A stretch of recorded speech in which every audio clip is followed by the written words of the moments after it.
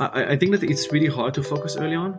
However, it's extremely necessary because time is a scarce resource. Welcome to the Product Market Fit Show, brought to you by Mistral, a seed stage firm based in Canada. I'm Pablo. I'm a founder turned VC. My goal is to help early stage founders like you find product market fit.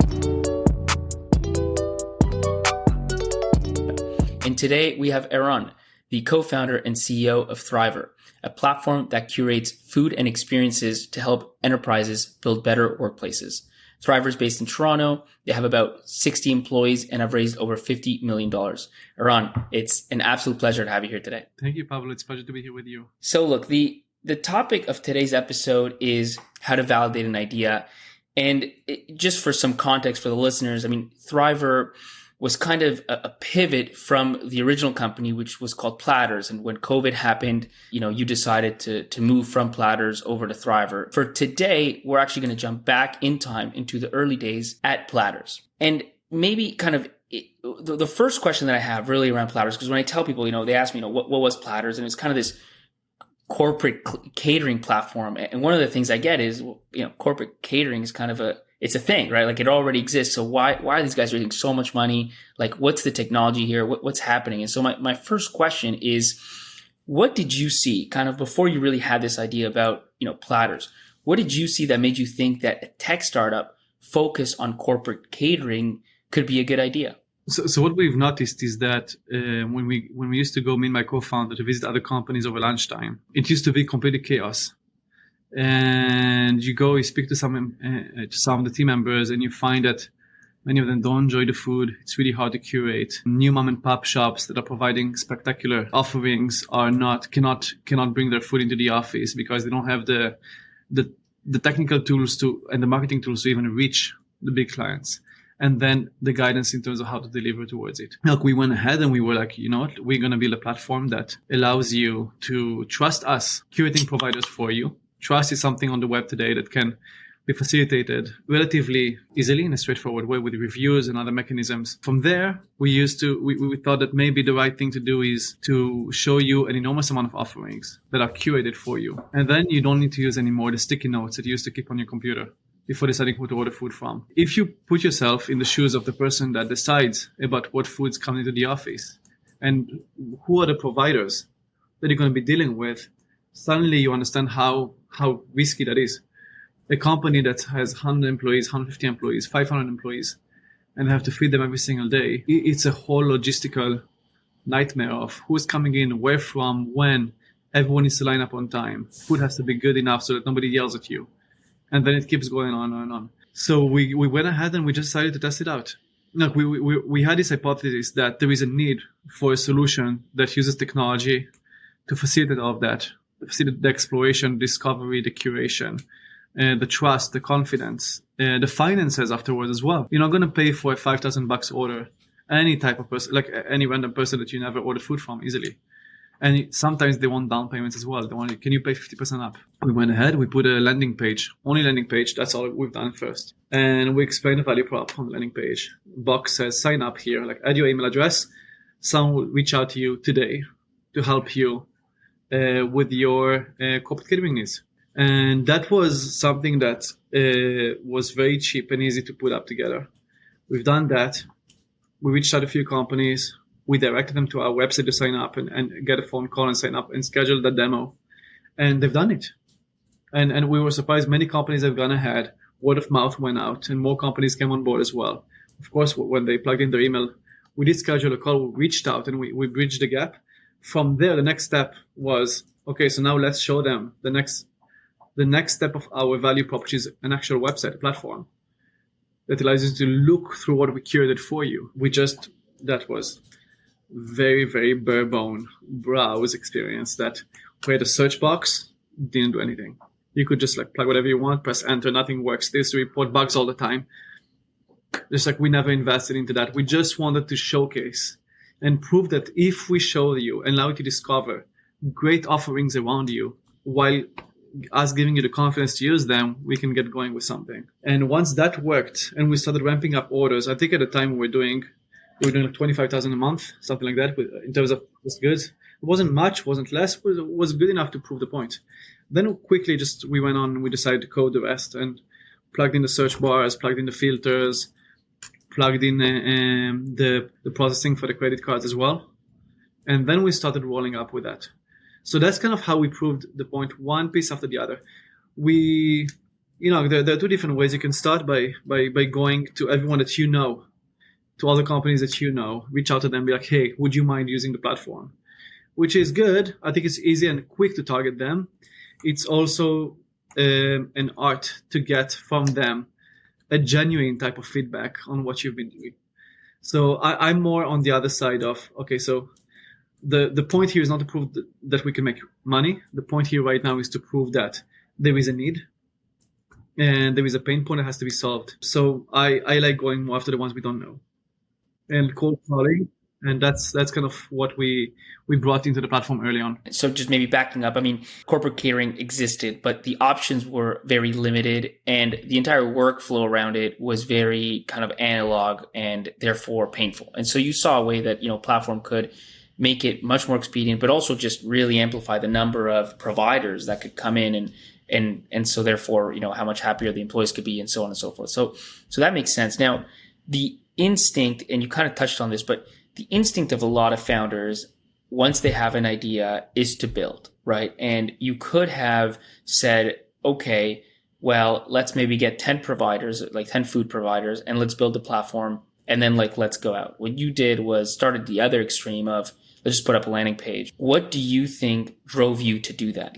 Why do you think you didn't do what many founders would have done and just start building? Frankly, it's just experience. It's just because I've done it the other way. And it's good. You suffered the pain. That's the thing. It was fun to practice the skill. However, after a few years, you get the point. I think you're trying to allocate the resources effectively versus trying to just rush and build something. I did build immediately something earlier on. In my 20s, when I used to go and try something, it used to be full-fledged, perfected type of product that goes out. And then I used to iterate on that. However, I used to spend every day, every night, every weekend. So I got there quick. But I think after a while, you realize it's not sustainable in any way. On the contrary, working smart and working wise, stepping into that value prop slowly probably proved to be a much, much, much better strategy.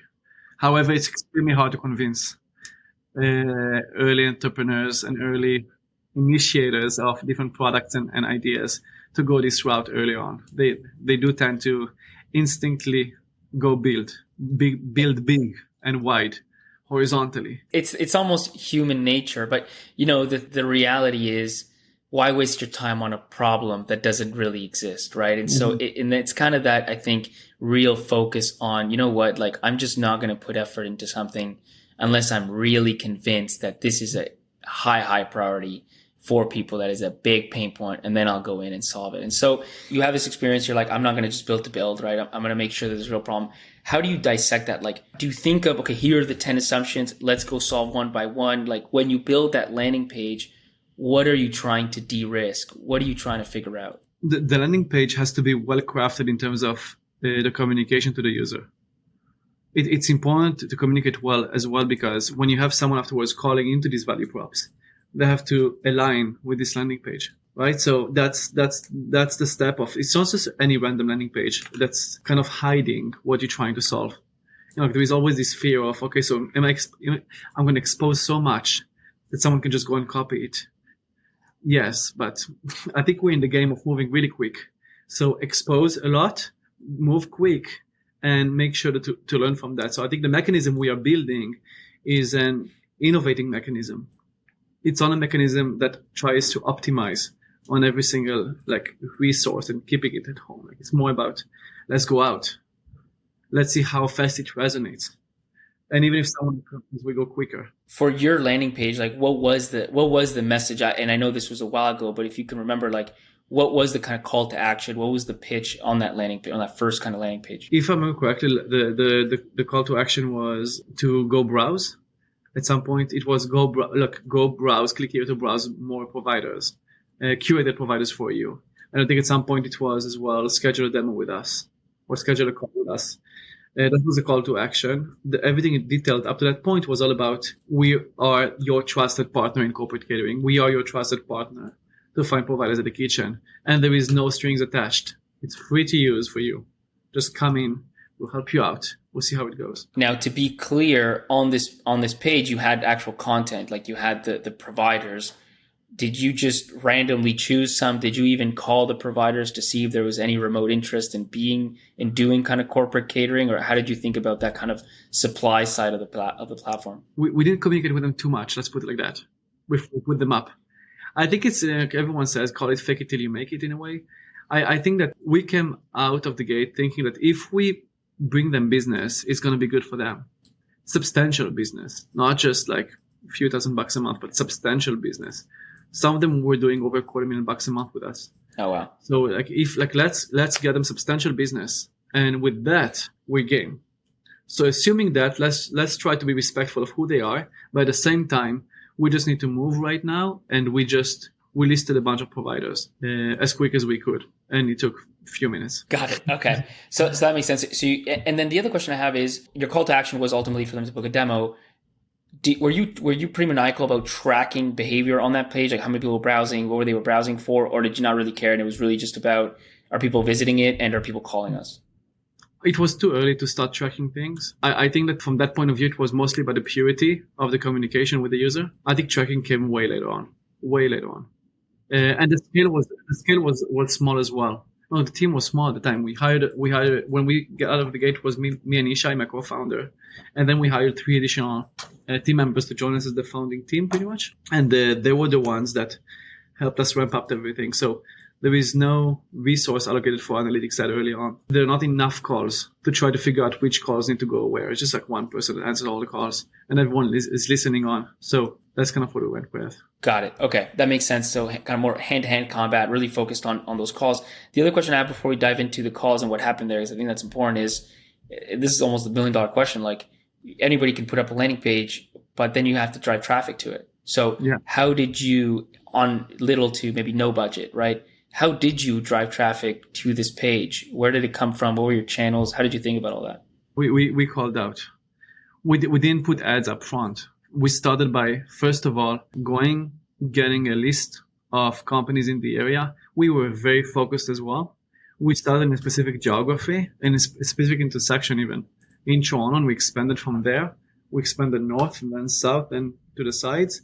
And then we had a playbook for how to launch a city. And we replicated it all across North America afterwards. But we were very systematic. There was no going out of these like boundaries. Why is that? It's like deep dive on that, because I do think a lot of people would just, okay, cool, like smile and dial, right? Let's just call anybody and everybody. And why did you think about it, the geography piece, and what else? What other constraints did you have? Maybe company size, but I'm really curious about how you thought about who to call. The way, but when we were thinking about it, who to call was where the biggest segment will be that's easiest for us to onboard.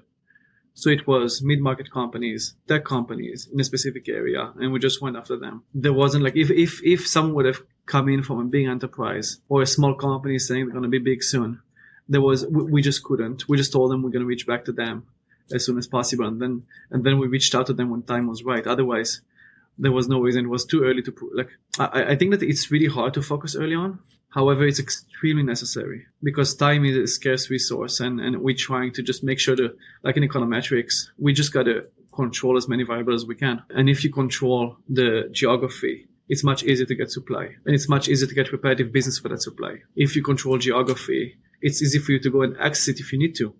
If you need to put a salesperson on the ground or a CS person to meet with the customers for a quarterly review, it's so easy to do it if you have a very fenced geography to go to. You can do everyone one day. You get a lot of benefits by focusing on different aspects that you might have not thought upfront. It's going to be easy to focus on. Once that worked, we opened the gates. So then it worked. We opened the whole geography. Once we opened the whole geography, we started launching our digital side. Once we launched the digital side, we launched it geography by geography as well and allocated budgets towards it. And it was much more systematic, but we already knew how far can we get. So we were better off putting the capital up front to launch that. So you start with very specific geography, very clear idea of who your target customer is. And you start, I'm really curious about the details. Like, are you doing cold email campaign? Are you literally calling? And if so, kind of who are you calling in the company? And then what's the flow? Like, how did you think about it? Okay, let's call them. send them to our landing page and then get a full demo, or are you just demoing on the first call? Like, how did you think about all of that piece of it? We started by phone, by calling them, by cold calling them. So we got companies online from different email lists. We used to call them. You can use Zoom Info. You can use LinkedIn, Sales Navigator. You can use any tool that works for you. I think Clearbit at the time was working as well. You can use pretty much any tool, really. From that, you just focus the data set in a specific area and you cold call. You just raise the phone, you cold call. Yes, you direct into the landing page. It gives credibility. Like, hey, we're calling from Platters. We assume that you have corporate catering needs. Or if you want to be more clever, you can tell them one of your friends asked us to refer to you and see that if we can help you with corporate catering, whatever you want to tell them, that will attract them to listen to you for a second because everyone's busy. And this is the office manager on the other side, or like who do you typically get on the other side? Yeah. Okay. Yes. For that, it was mainly the office manager. Later on, when we expanded, we started closing a multi-site corporates, multi-site enterprises. Then we went to the CFO and to VP HR, like to the executives who are leading the HR functions. Sometimes procurement as well, if it was big organization. But you're talking about like 2.5 years down the line. So at first it's office managers, and your goal is to get them to book a demo either on the phone or after the landing page. Was that kind of the objective of the goal? The goal is to get them to try us, to give us a day. Give us a day. You're catering every single day. Give us next week 1 day. And you're trying to do that on the first call? Okay. Yes. Let's see how it goes. What does it take to give us 1 day? I think it's always interesting to answer, what does it take? Like versus, can you give us? Can you give us is like, no. What does it take? Then things start moving. And what did you get back? What were some of the answers you remember? I'm sure some people just said kind of screw off or whatever, but then there's that 10% or that 20% that were, and what kind of answers did you start to get? I think it's everything. I don't have time for that. We have something that works. And then you talk about like, okay, so what actually works? And we have this provider that comes in every single day for the last 2 years. Does everyone on the team likes it? I think that as long as you can get to a place where someone feels that they've exposed something that needs to be solved to you, then you know how to, like, that's your end core in a way. We got a lot of answers. Anything from like, we don't need it right now, we don't have time for that. But we also got many, surprisingly, because corporate catering specifically is something that you can switch every single day. You can give it a shot. It might even be exciting to try it out. So as long as you reach out, be like, okay, so we have some providers for you. We know you at like Young and St. Clair in Toronto, Young and Eglinton, or King West. We know where you're at. We have these 5 providers. They would love to cater for you. You've probably never tried them. They're fantastic. How about give us 1 day? Everyone's going to be happy. Trust us. And suddenly like, oh my God, what is going to be? So the switch for that person is nothing. Like, what's going to happen? They control the lineup. So I think it worked pretty well. And then we had to translate that to email marketing, like you said. That closer for communication is, in a way, easy. Versus how do you get someone to get an email from you, which is colder? And then how do you get someone to be exposed to an ad from you, which is even colder? So I think that's, going and meeting someone at the office, that's the strongest we can do. Were you going in person at all, or was it all on the phone? Yes, we were going to in person as well. We were doing that as well. Did you find one was better than the other, or not necessarily? Well, I think in person is always better. Over the phone, which is always better than email, which is always better than. However, the more distance you get, the cheaper it is. So putting someone on the ground to go meet with customers is the most expensive one. Suddenly, if you start bidding on ads and you optimize on that, we used to have ads that were really, really cheap. $1 or $2. It's not. It's like for conversion. It's not as expensive. So I think that it really depends where you fall on that spectrum and what strategies you want to deploy. And what we have done is that when we start over the phone at the beginning, and then we moved down to email marketing and digital, and like email marketing and then digital and everything else, we started pushing our phone calls to bigger and bigger companies, more lucrative companies, the ones that have a score that's higher than the others in terms of their qualification score with us. So the heavy lifting in terms of sales always moved to the higher value. One question I have is around if you had any expectations, and I ask because this is a kind of funny tangent, but maybe 2013 or so, me and my co-founder then started a different business. We actually explored a business that was like, maybe Skip the Dishes was like 6 months old at that time. Uber Eats wasn't around, certainly in Canada. And we were like, that idea came to us and we said, let's go to 10 restaurants and just see what happens. I think 2 of them said, oh yeah, this delivery thing sounds great. And 8 of them shut the door in our face and said, it's not really worth it. Huge mistake. But my question to you is like, did you go into this saying, okay, let's call 100 restaurants or 1,000 restaurants, and if at least this many say yes, then we'll move forward? Or what were you looking for as kind of the signal that, because if you call enough, somebody will say yes, right? So what are you looking for to say this is worth it? Let's build. With restaurants, it was the opposite. I think that we went with a different strategy. All the efforts went to the clients. If the client says yes and they give us a day and they give us a trial, then you go to the restaurants, it's a game over. Right. Sorry, for the clients, with the clients, I said that wrong, right? So if you called, however many offices, somebody's going to say yes, right? How many were you looking for? What were your expectations? There was no qualitative expectation. It was a feeling that the market needs that, and that feeling it's really hard to quantify. However, you start getting it after the first few weeks when you get the phone calls, when you're on the calls, when you deliver on your promises, you deliver the value, and they come back. I think that's when you start feeling that recurring behavior, and expansion of the accounts. When they're starting, they call you back, and a subset of them is like, take every day, do every day from us, done, impressed. So then that expansion of the accounts make you feel immediately that something is going on.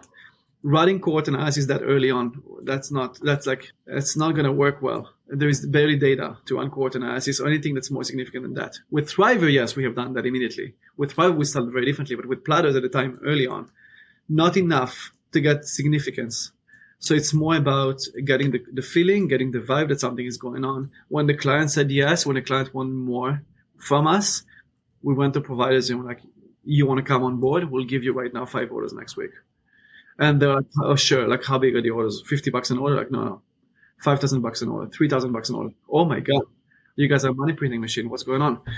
Sounds good. Sign us up. and that's kind of how everything started rolling up. Got it. Okay. So that makes a lot of sense. One other question I have before we kind of move through it is customer discovery. A lot of people would say, okay, first step, you have this idea is, more traditional customer discovery about call, 20 offices, but don't sell to them. Just ask them, how they do catering and all this stuff. It seems like you skipped that step. Is that because you feel like you already knew enough about the workflows of an office manager, or just about how these offices ran that you didn't need to do it? Or like kind of what are your thoughts around, just more traditional customer discovery versus, just going in and starting to sell? So the customer discovery was done as part of already launching the website and launching with it. However, prior to that, I did do a model. Like, there was an Excel model for the whole market though. Like, I was like, okay, so like I looked at stats, how many companies are in these sectors, how big are the companies, let's segment them down. Let's assume we only take 1% of the market. How do we look like? How much money can be made? We looked at catering statistics. So once we figured out that the TAM makes sense, but the TAM itself, like if the opportunity works, it's valuable, there is enough dough to play with, then we stepped in.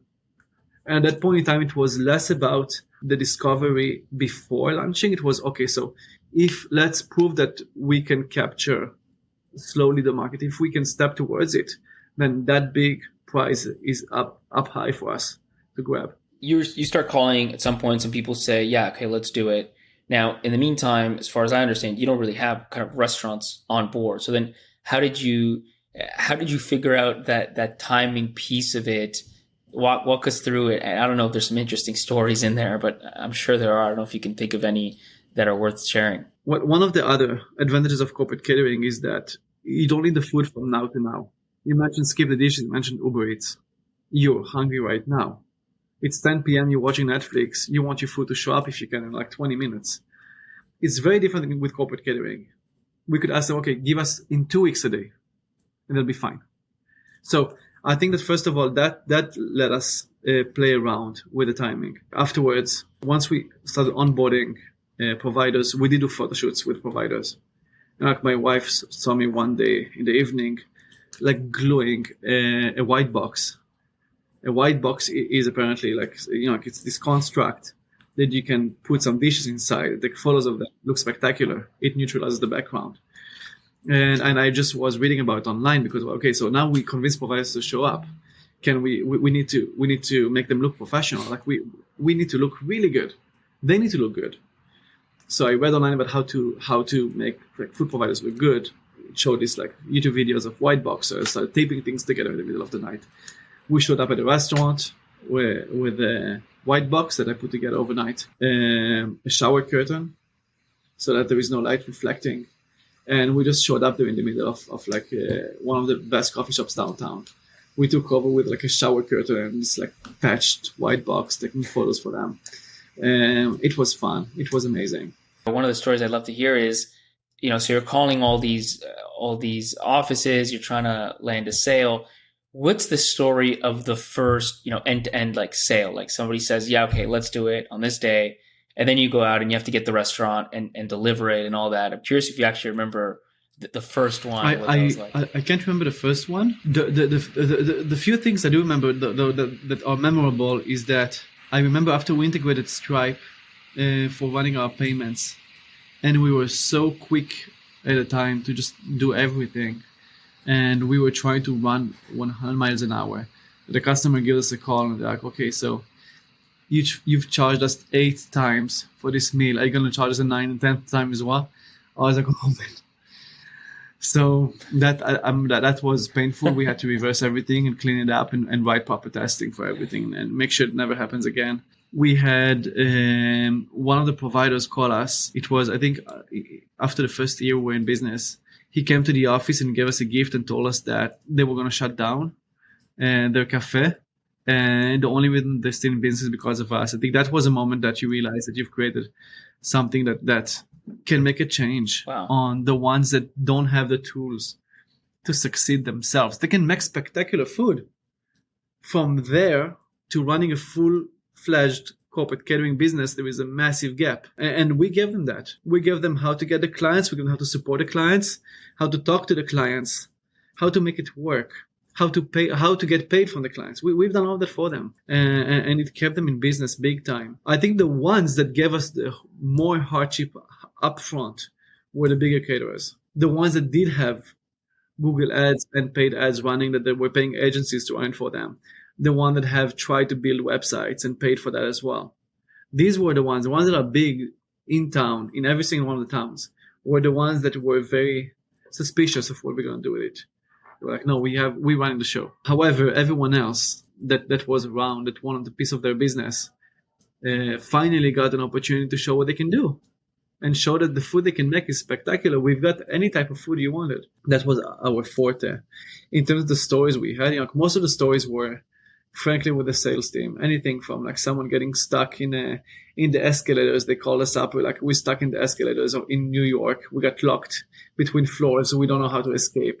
I'm like, oh man, how do you get there? Oh, we just visited a client. We decided to go to different floors, say hi to another client, and we got stuck. Can you get us out? We got, where was that? Yes, like mostly the stories were with the sales team when they were on the ground visiting clients as well. So maybe, to cap it off, like you're doing all this, at some point you start doing deliveries.